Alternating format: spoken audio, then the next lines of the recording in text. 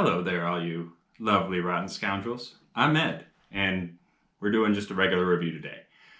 We've been doing a lot of weird stuff lately. Try not to swear as much. The algorithm prefers it. We've been doing a lot of weird stuff on the channel today, so I'm just going to talk about a nice whiskey and what's good about it. And yeah, so this is Old Elk. Now, we've had some Old Elk on the show. Erica loves her some Old Elk. But this is not the standard Old Elk. This is actually the Old Elk Straight Rye. Now, this particular one came from the reserve room in Fort Collins, Colorado. Erica and I, on our trip across Colorado recently, wow, not recently, way long ago, it's been a minute, stopped by the reserve room and we picked up a couple bottles that were only available there. But Old Elk just released a new straight rye onto the market. It wasn't this bottle in particular, but I'm guessing this was kind of the beta version. So in addition to a straight wheat and I believe a wheated bourbon, they released a straight rye. Now this is sourced, I believe it's sourced from MGP. It's most likely the 95%, 5% mash bill.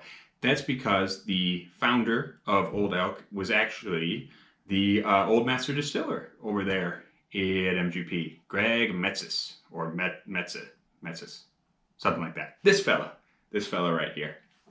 So yeah, 50% alcohol, probably that 95%, 5% mash bill that MGP is very famous for at this point and kind of shows up in a lot of craft bottlings that are sourced.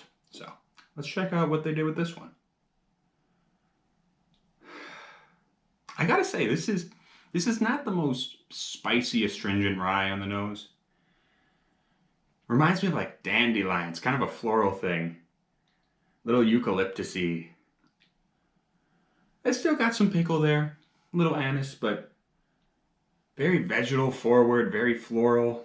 It's got a hint of that brown sugariness that shows up in Old Elk's blended bourbon. Which Erica absolutely loves. And I believe she didn't hate this one quite as much as she hates a lot of rye. She still didn't like it. She didn't want to be in this video for obvious reasons. So, but the nose is actually pretty easygoing as far as craft ryes go. Little oaky, little floral, little vegetal, kind of bready. It's all very nice. Not really punch your teeth in.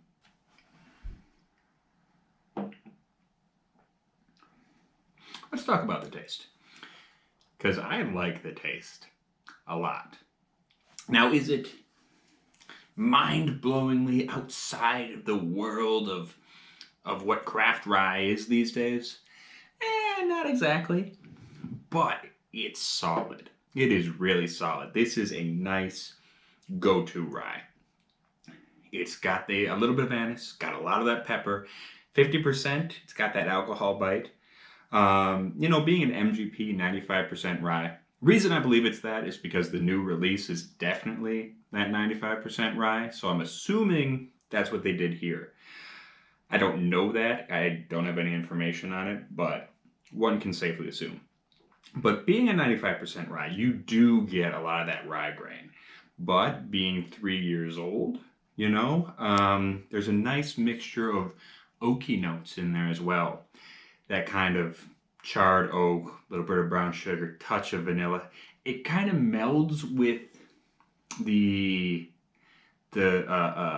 spicier notes in a way that reminds me of like black licorice flavored saltwater taffy. That may not be something for everybody, but oh, also fig Newtons. Peppery fig Newtons. Yeah. And that finish hangs with you. That finish is a nice, strong, peppery, dark, spicy.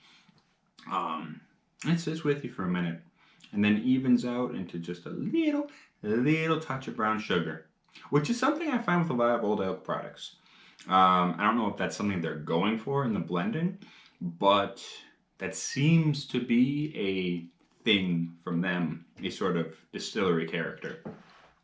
They are in the process of Well, I don't know if they're actually still building it. They may have finished it by now, by the time I'm talking.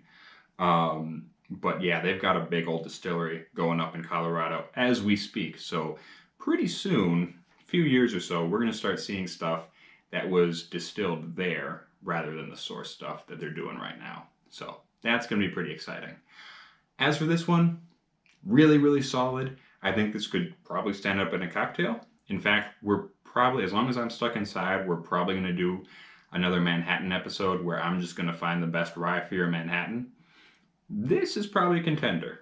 It's not overly spicy, but that higher proof, I think that can stand up in a cocktail. So I like this one. It's very solid. If you like rye, give it a try. If you don't like rye, you're a Philistine. So that's what that is. And until next time, make sure to comment below. Tell me how pretty I'm looking. And like, subscribe, check out our Patreon. But most importantly, stay rotten.